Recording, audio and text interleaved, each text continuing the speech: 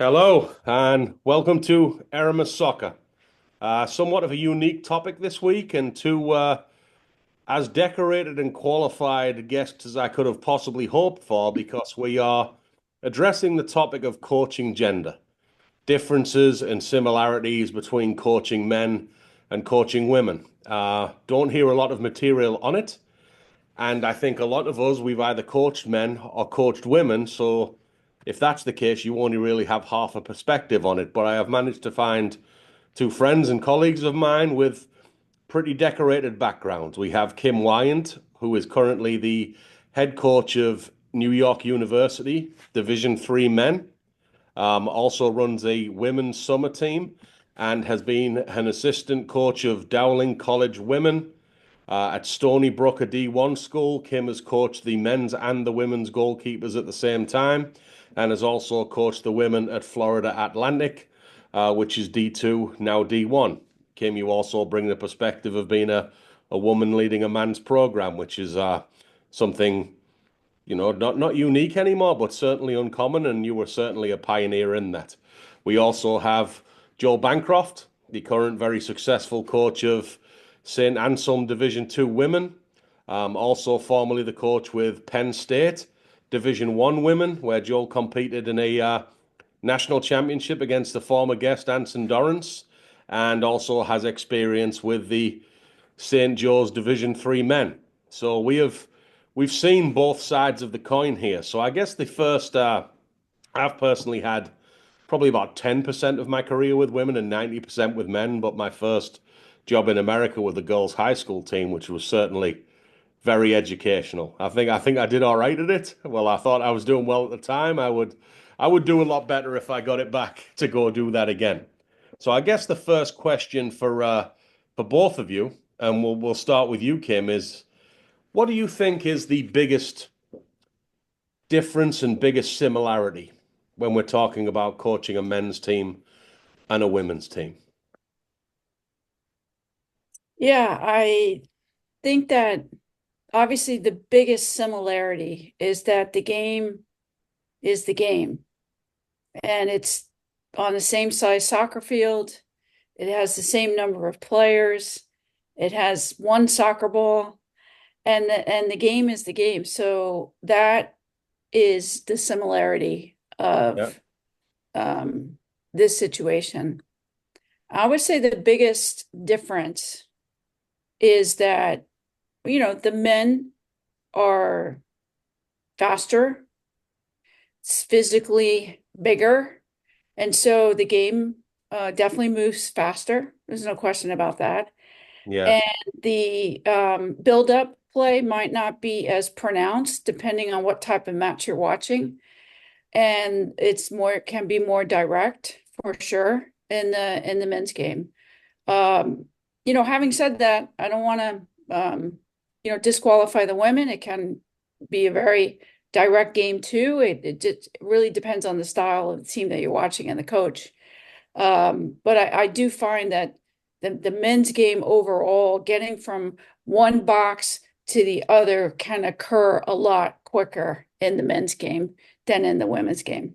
So off the top of my head there, is that does that lead to, if you're coaching in the men's game, more of an emphasis on him being able to defend counterattacks?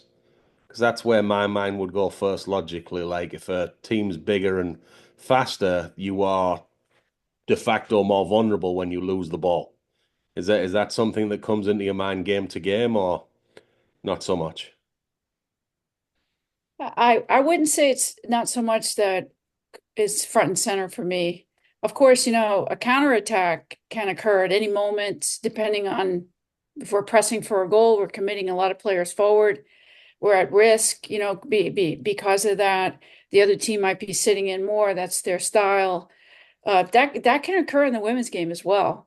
So I, Yeah. I wouldn't necessarily just say that's more pronounced in the men's game. So I don't specifically, it's part of our training. We prepare for it for sure. Hopefully we are prepared for it when it happens. The tactics would be the same, whether I'm coaching a men's team or a women's team. Yeah. This is option A, this is option B, this is option C, in this moment. So we're just hoping to prepare players for that specific situation in order to handle it. Yeah. What about you, Joel?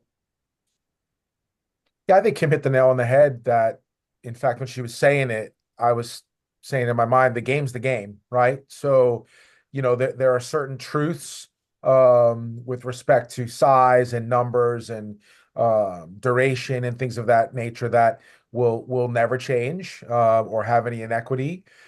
Digging into the game, a couple things that pop up for me is, and again, it could just be I don't want to speak too general. It could just be where I am right now, but there's some areas of the game that I think, at least in the Northeast, and I say that because when you have the long winters and you're always playing inside in small areas, this could be a factor. But what I've noticed in the past couple of years in the women's game, we're not producing profound headers of the ball, both defensively or attacking. Nor are we seeing, the consistency of like driven balls 20 to 25 yards, kind of changing the point of attack in one or two. Now I've seen that in other places, so I want to qualify that. And then I think the other piece is sometimes the mentality of both groups can be different. I think generally speaking, because I do a lot of work with youth teams as well. Um, the concept of a 9 or 10-year-old boy that just wants to dribble and not pass to anyone, like that's a default. And that's not often a default with our young women. It's getting there because I think the coaching is getting better, but I think that they very much want to be inclusive, and sometimes they don't love that spotlight. And again, it's a generalization, but these are some takeaways that I've had kind of in the youth and the college game. Yeah. I've got some stereotypes that I hear that I would like your take on, having seen them both at a high level. Obviously, and one I didn't find to be my experience at all. But one was that yeah, effectively you have to think less coaching a man. If you're coaching men, you can be more aggressive, you can challenge their pride, you can push them. And with women, you have to be more thoughtful with the things that you say. I've not found that to be true, to be honest with you. I have coached women who were very aggressive and very fit that male stereotype and could really be pushed hard and in fact wanted it and wouldn't respect you if you didn't push them. And then I've coached men who were tremendously sensitive, who you got to be very careful what you say because they'll take it to heart. So I didn't quite have that, black and white experience when it came to coaching the genders. And when I look at the men and women I surround myself with, I definitely see personality types above and beyond gender. What's the observations of both of you on that stereotype, to the point of you can be harder and more aggressive with a man and have to be more sensitive with a woman? Personally, I think it runs the risk of patronizing women's players and not pushing them as hard as could be pushed, and runs the risk of losing some men who are very good players and very intelligent, but beating your chest and screaming isn't going to do it for them. What's your observations, Joe? Yeah, I'm with you. I think I think it's far more personal and individualized than gender. And I think that my experience, um, when you look at the divisions, was really had an opportunity to coach multiple players that are still playing pro on the women's side, and some of the best, and be around some of the best because our program kind of had those relationships, and so I could see some of those players. And I mean, the greatest competitors and athletes I've ever been around have all been on the women's side. And so not to say that I've not been around some great ones on the men at the Division III level, because I have. But I just think I I think it's coaching. I think that there's not anything that enters in my mind gender wise. It's you figure out what the responses are for your players. And even within your players, there's going to be that person that needs you to put your arm around and say, okay, just I've got to be positive here. And then there's that person who will come up to you day one and say, I need you to really hold me accountable. And that's just the way that I see the world. And I don't think that the gender has much of a place with that. Yeah. What's your experiences, Kim? Yeah, I think I would totally agree with what each of you have described here. I um I'm a goalkeeper. That's how I started my coaching career in college when I coached a high school JV girls soccer team. But prior to that, I was coaching goalkeepers. I just started coaching goalkeepers, and I had coached boys and girls. So I think in particular, I obviously I was in a very unique situation at NYU. I was asked to take over the team after the coach had resigned one game into the fall season in 2015. Deep So end. we can talk a lot about that very unique situation. But when I would be lying if I said if I told you that the gender of the team didn't enter my mind, because I was very obvious that it was going to be a female coach taking over and leading a male team. Yeah. There were bigger problems going on though, with the coach that had recruited these players no longer there. So, but I did stop to think for a minute about my conduct and if I should do anything different. And I said to myself, no, because like coaching is coaching and leading is leading. And so I'm not all of a sudden going to become something that I'm not. And I don't feel that I need to be like more authoritative because it's a male team. To the points that have been made here, it's about leading is about uh, doing a lot of things that show to the group that you're in it with them, that you're committed to a certain style of play or a certain way of playing. But it's also about getting to know each and every player on an individual level and what motivates them and what is important to them. Yeah. Question off for you off the top of my head here is, does that help? Because the reason I ask is I've had one pro job, and I always count myself lucky that I inherited it chaotically in mid-season because I didn't have time to psych myself out. I didn't have time to tell myself I'd never coach pro. I didn't have time to tell myself how hard it was going to be. I pretty much found out on Sunday and I was on the field on Monday, and I liked it that way. I didn't have time to overanalyze it, make it bigger than it was. So, like, does having that team dropped on you and just having to figure it out and build the plane while it's flying, which is a quote I got from Joel back from his UMass Lowell days, actually. Do you think that was an advantage in hindsight? Totally, totally. I mean, when it entered I had 24 hours to make the decision, Wow. and when it entered my mind, I said, well, I have no time to think about this whole gender thing because it's so low on the number of tasks that need to happen here. I'm getting a team and I literally do not know one player's name. So let's just start with learning their names and then we'll go down the list. And honestly, 9 years on with the success you've had, maybe there's a lesson in that, right? That it's not a bigger deal as we would have made it if we thought it out and analyzed it for months ahead of time. So I'm going to stick with you because it's very related to the next topic, but Dude, can I ask one question before you go? gosh, can. Kim, if you would, can you expound on what that 24 hours was all about with you? Like Thank I'm you, Joel. I should have like, done like I'm really curious. I that. mean, I know somewhat of your background, but like did it involve family? Like what was the conversation? Like if you could just speak to that, that'd be really enlightening. Yeah, I appreciate that question because I do have children and my children at that time were I'm going to say they were like maybe 6 and 8 years old. And I had been looking for going back to working in the soccer community on a more full-time basis, I definitely had been looking to start filling up my time more.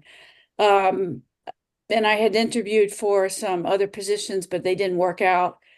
But woo, I never expected to like walk into a situation where on a Wednesday night, I receive a call from the athletic director laying out exactly what had just happened and said, we want you to take the team and we need you to decide by 11 o'clock tomorrow. Wow. And I was like, whoa, okay, thanks a lot, soccer gods. Like, uh, Careful what you wish for, right? yeah. Um, so there was a lot of curiosity, there was a lot of excitement, there was a lot of anxiety. Um, I had to get with Michelle Canning, who was the women's coach at NYU. I had to get with her immediately because I would be leaving her staff. So that was like one of my first concerns is like I didn't want to be leaving her in a lurch, right? And of course she's such a gem, she's not going to hold me back from anything. And then, of course, I had to get my family in order. So I called my partner and I said, listen, this just happened and NYU wants me to take on the role. And she says, do you want to do it? And I said, I think so. She said, okay, well, like we'll make it work. Like we'll figure out the kids and like we'll make it work. Wow. Then I spent a lot of time on the phone with some of my mentors, just talking through would this be a good move? And what are going to be some of the challenges? And just trying to kind of lay it all out and get reassurances from my mentors that I could do it essentially, because I was doubting myself to be completely honest. And what did they say, Kim? What was the reassurance they were giving? It was along the lines of coaching is coaching, and you have a lot of experience and you have a lot of world experience and great playing career. And it was just nothing but encouragement to go on and take this role. I was honestly, you know, very anxious and I was worried about just falling like flat on my face. I was worried about suffering like a huge embarrassment. Um, and at the end of the day, just my competitive spirit just kind of pushed me over the finish line. And I said, I know if I turn down this offer, if I don't do it, that I'm going to regret it. So, Kim, And so you can blame Joel for this because I'm tremendously invested now. Talk us through the first team meeting. What were you worried yes, about? What was going on in your head, and how did it go? yeah, and I love these questions because I was I was scared. Like I probably didn't sleep the night before because I had this recurring kind of film going on in my head that I was going to be introduced as the new head coach of the program, and then every single player was going to stand up and leave the room. And That so, would have been a tough first day. and I just got my thoughts together and I said I knew what I was going to say in the first meeting. And I think at the basic like core minimum standard, I was looking at this from the perspective of the player. And I was looking at these kids. They're, 18 to 22 years old, and they all have come to NYU to have a soccer experience.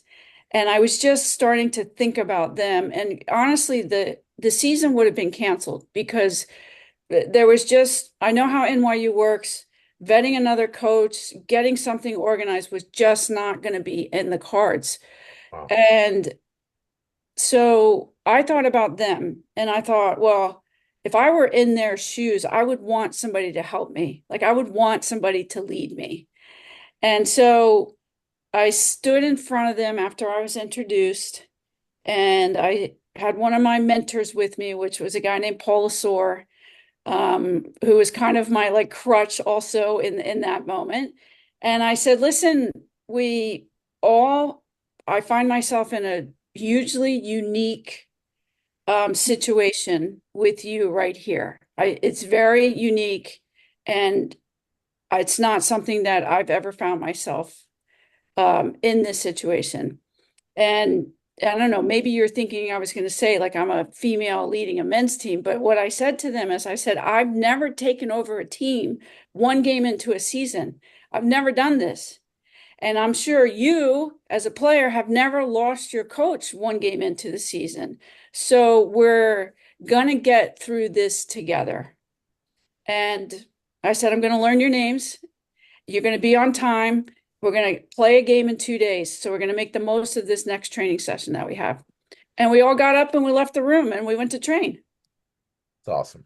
See, Kim, if there's a young coach listening, there's a lot I like in that, because I like anxiety. It's the weirdest sentence ever, but I love stories that involve great insecurity, anxiety that end in success, because the 4 year journey that plays out after this meeting and this night without sleep is a 5 win season, a 9 win season, a 9 win season, a 12 win season. So young coaches who are on the front end and not had any success, anxiety is not a diagnosis of future failure.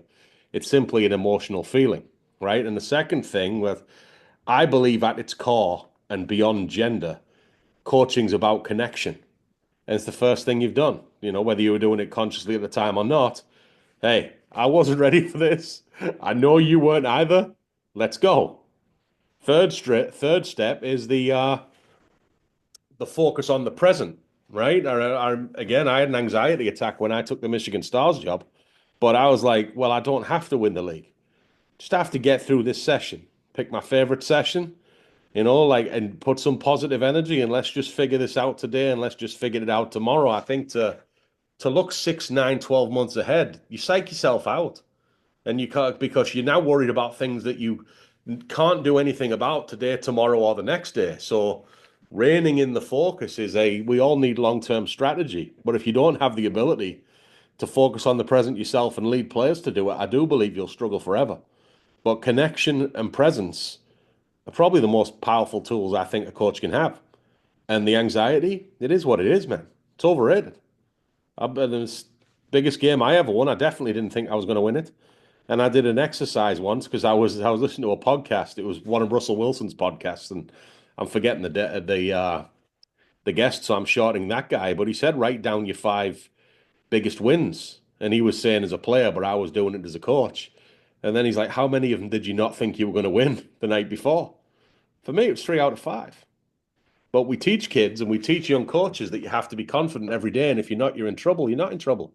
You actually weaken someone by wanting them to feel good. It's one of the great contradictions of how we're dealing with athletics from a mindset standpoint, in my eyes. So you've been under the gun a little bit here, Kim, thanks to us too. So I'm going to let Joel answer this next one first. But if you could do the whole time travel thing and meet yourself right at the start of this journey, what's one mistake that you'd guide yourself away from? What's something you were doing that you were maybe had it wrong, or something you wish you had back?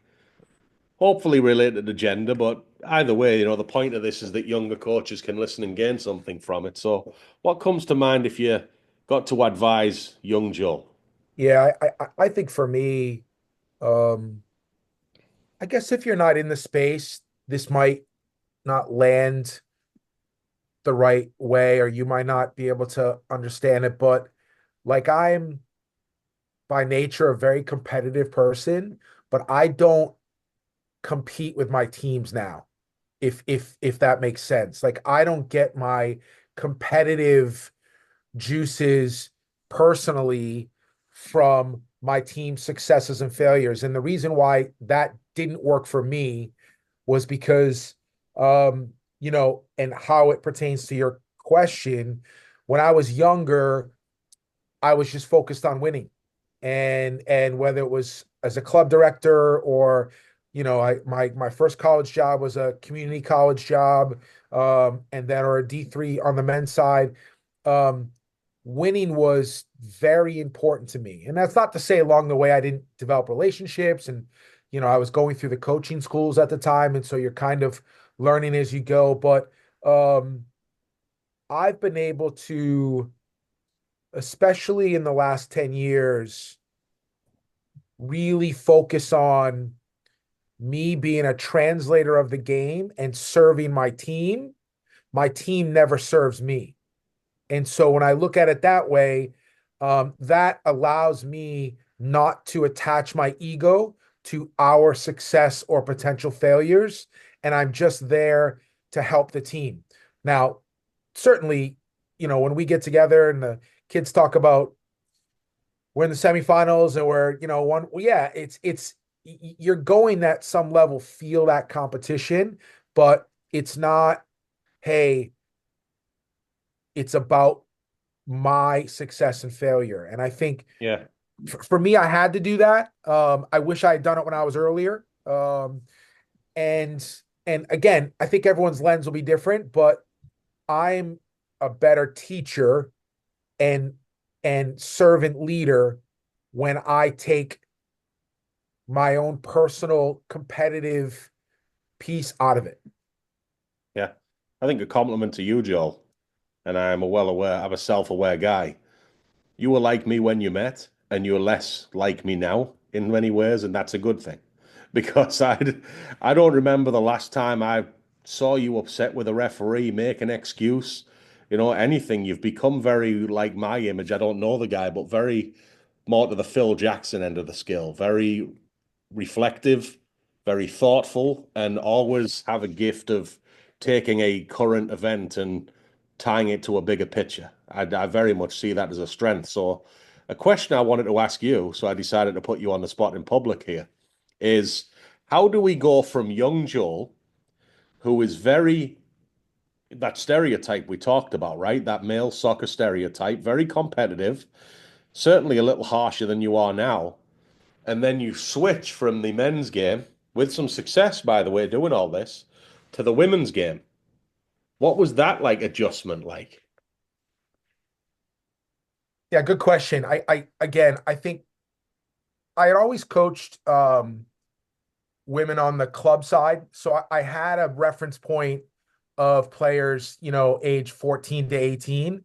But I made a jump from a pretty good Division III program and team to Penn State, which was top 5 in the country at the time. So I in many ways the level jumped, right? I mean, Yeah. the center midfielder, when Christine Nairn is your center midfielder and Raquel Rodriguez is in her first year there, and like you've got this galaxy of stars that are just better players than what you left, regardless of gender. So, it was probably when I moved on to take the job at UMass Lowell, where you kind of come down, off the Power Five, and obviously making the run to the national championship. So Stu, I just think that through mentorship, and I know Kim mentioned mentors. Like, what really stuck with me was someone started to speak about um, people being in control of their emotions and understanding the the core emotions of oftentimes anger is a masking emotion to frustration, right? And so it's easier to express anger because it's more publicly acceptable. Same thing with, you can be angry and it's easier accepted than sad. Like if I just showed up and said to my team, I'm really sad. The good news is in 2025, even that would be uh, accepted better than 2012. But you understand the point that I'm making. And I just felt that I just never wanted to make the journey harder for my players because it was hard enough, and that I really liked the people that emulated some of those things that we talked about. And I've just worked hard on them, and I'm still a work in progress. But yeah, I think, I don't think it really pertained to the gender piece. We were in some really pressure moments, obviously going to the national championship, and some would consider an upset in the Final Four where we beat Florida State, and they were the favorite team that year. So I got to experience a lot of things. I got to pressure test a lot. Um, and sadly enough, it was right in the midst of the Paterno issues. So people were shoving a microphone in your face Wow. whenever Yeah, you went out to training. that's a And so curveball. so I took a lot from an HR perspective there as well. I learned a lot. But honestly, if I had to boil it down to one, Stu, it's evolution. I'm 48 and now I've made a million mistakes. And through those a million mistakes, I'm a little bit better than I was yesterday. Yeah, I find it's interesting you bring that up because I always find in pro soccer, everyone seems to want the young coach. And just like having now knowing how much better I am at 46 than I was at, you see how uncomfortable I was admitting my age there, spitting it out. How much better I was at 46 than I was at 30. Yet how Well, much more confident I was at 30 than I am at 46. it's Like, funny you say that, Stu, because yeah. two of my business partners are two of my former male players. And we were just doing something yesterday. We were doing some programming and I explained to them kind of a setup and they both looked at me and said, "Man, you were such crap when we had you. How come you didn't have all these cool things then?" And like I'm like, "You're totally right. I'm not sure how we ever Yeah. won a My game." bad, boys. My Yeah, bad. yeah. They're like, "Coach, you never did this stuff then." And you know what? I often say to them, and I hope in 15 years I have another subset of players that I'm like, look, 15 years ago I was really poor. And you just get better, Yeah. it's just time on task. It's like back in England now, I think Moyes is getting hired as the Everton coach, and Everton fans want insert 35-year-old nouveau European here. I'm like, nah, Moyes has probably got it figured out pretty good by now. Yeah, A lot better than he had last time. yeah, The way I look at coaching, accumulated failure and success is better than none of either. But it seems a lack of failure makes you more coveted in the world. It's a strange dynamic. agreed.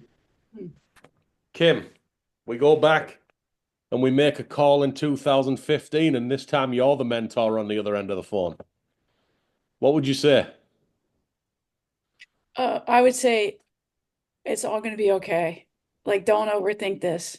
And I would say I became the I did become the mentor to Juliana Sitch, and she was asked to take the U Chicago job, She and won, right?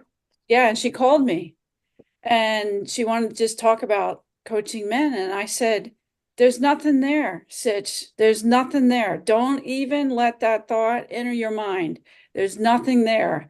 Just you're a good coach. You got a great background. If you feel like it's a good fit, then go for it. Don't even worry about your gender." And that was from 15 to, I guess that was like around 22. Yeah. Yeah. And then, right, she just walks right in on the path that I led and goes out and just wins the championship. I mean, Do you wish you could go back to that call and just make a bunch of stuff up? No, it's awful. it's like, But that's cool because I'm talking about theoretical scenario, but you've kind of lived it, right? You've walked the path and then got to speak to, in a way, a younger version of yourself, having already done it. That's to me, I see that's essentially what coaching is. The people who frustrated me in my time in coaching is when they come at it through an angle of, well, this kid just doesn't have it figured out. Well, congrats, champ. You've been alive 30 years longer and you know a little bit more. It's not an achievement. Like, it's almost like we want them to get to where we've got, but do it faster than we did. And if you don't have that selflessness, and like Joel called it being a servant, I feel like you get in your own way a lot. Um, may I tell another story? Gosh, Ken, please do. Way Uh, better than be- mine. because I saw Emma over the weekend in Chicago at the coaches convention, and I don't know if you know this or anybody, but I gave Emma her first job here in America. Just so every listener is aware, we're discussing Olympic champion Emma Hayes right now, correct? Correct, Emma Hayes. Yeah. And I was running a small soccer club here in Long Island. Oh It's yeah, now the Rough Riders. yeah.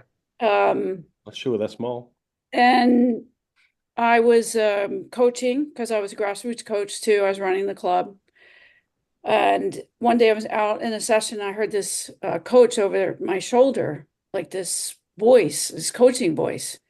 And it was organized, and it was a strong voice, and the kids were having fun. And I'm like, who's this woman? Like, I know every female coach in the tri-state area. I have no clue who this person is on the field. So I waited for her session to finish, and I went over and I introduced myself to her after she finished.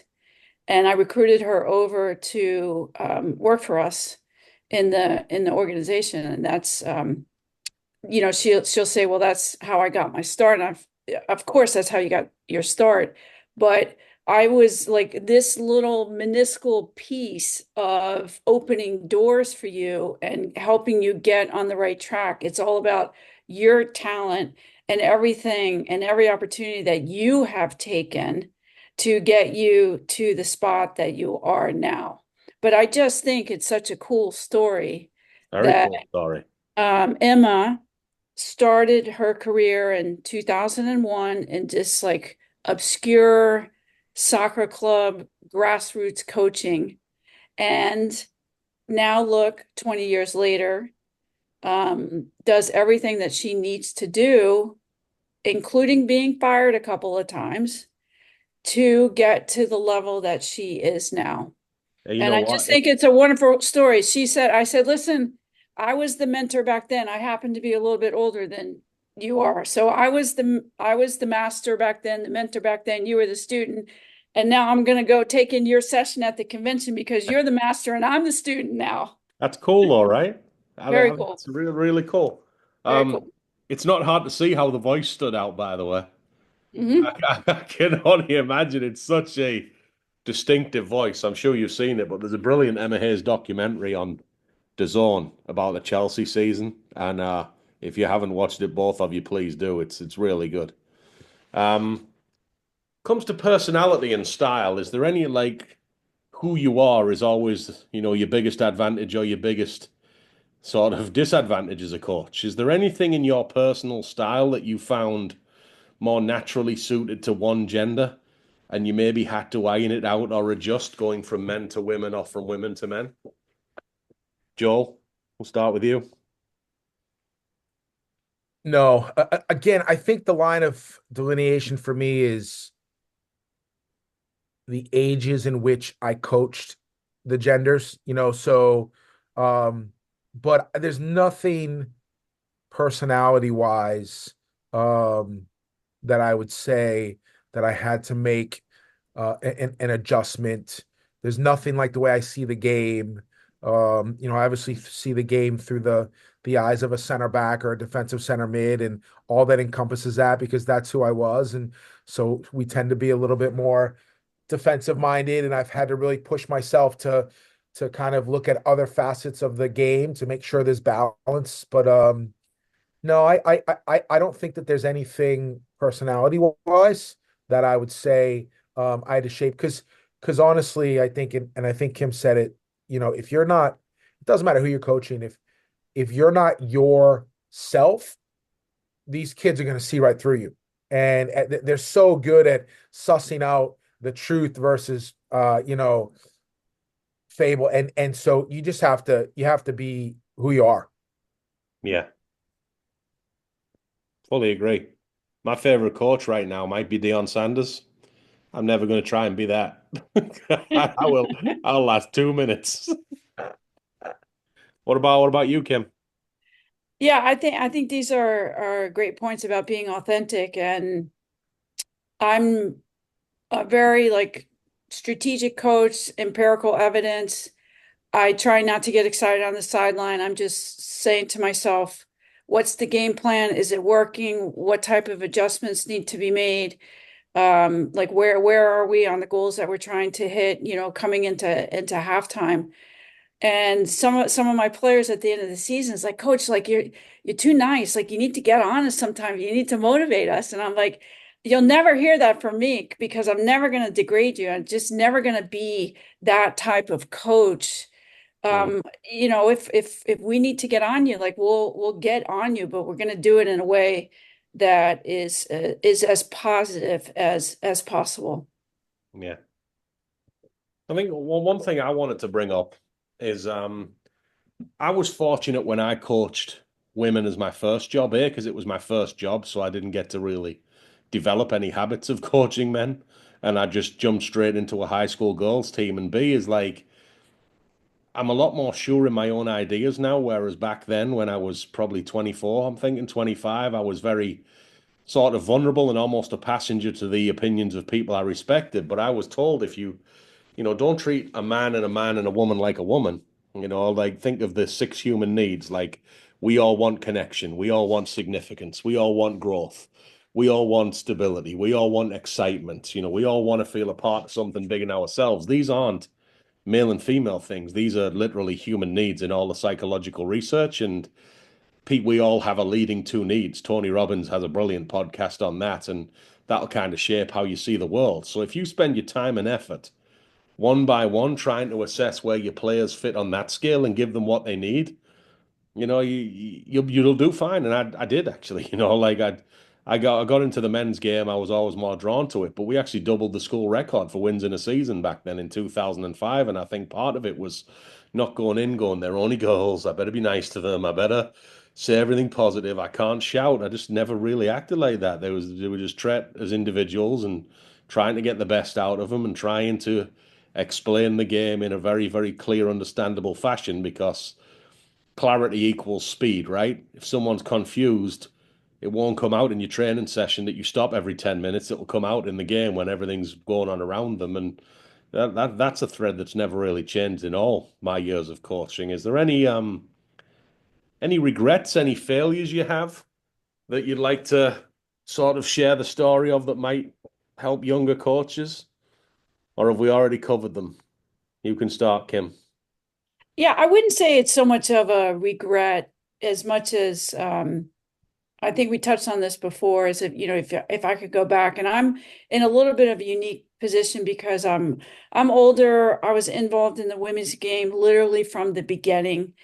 And so every job that I've had in this industry has always been like out front leading in some capacity, which is fine. But if I could go back and do it again, then I would say, oh, mentorship, like who could I have really leaned on a lot, during those early years to help me like navigate a lot of the things that I was just trying to navigate on my own. And I was lucky. I had great coaches. I had a great college coach, Jim Rudy. I had a great career. I played for Anson on the national team. I played for Tony DeChico on the national team. So I had really, really good role models. But they were only in those moments that I was with them. Nonetheless, I took a lot from each of them and took what I thought I was good at and made it myself. But for young coaches out there nowadays, there's just so many different ways to get mentorship and to figure out how to do things. From listening to this podcast to any other number of podcasts or all of the support systems that are in place from the United Soccer Coaches, all of the coaching licenses. So I just really, really whenever I talk to young coaches, I emphasize that, like, get with as many people as you can, see as many sessions as you can, go to get all of your licenses, spread them out over time, and you'll have a very successful and rewarding career. Agree. Joel. Yeah, I would look at it. I would take the opportunity to point out that I just feel like I've been incredibly lucky. And a lot of the things Kim's talking about, like actually my brain was just running because I just put two and two together that all the Anson books that I've read when he talks about Kim Wyant, that it's actually the Kim that's on the podcast with me right now. So I'm like, oh my God. Now, as soon as you said Anson, I'm like, oh yeah.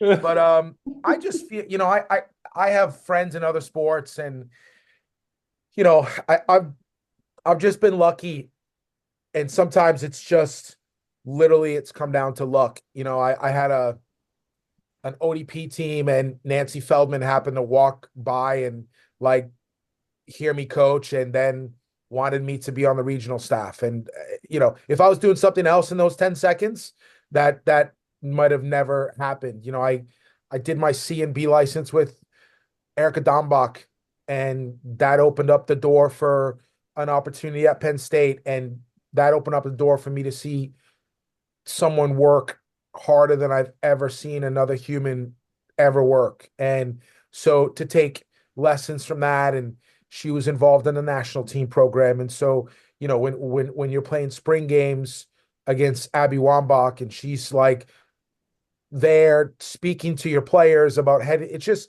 I've just been so lucky, so serendipitous. For sure, I feel like Kim said, I've done my licenses and I've surrounded myself around some pretty good people, but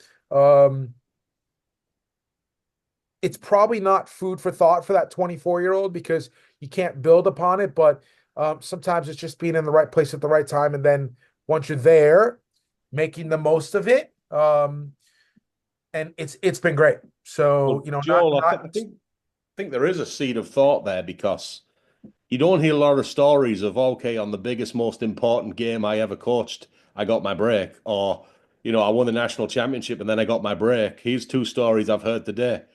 Emma Hayes is on a random field in Long Island, and someone she doesn't know there, he is her coach in a very short window of time.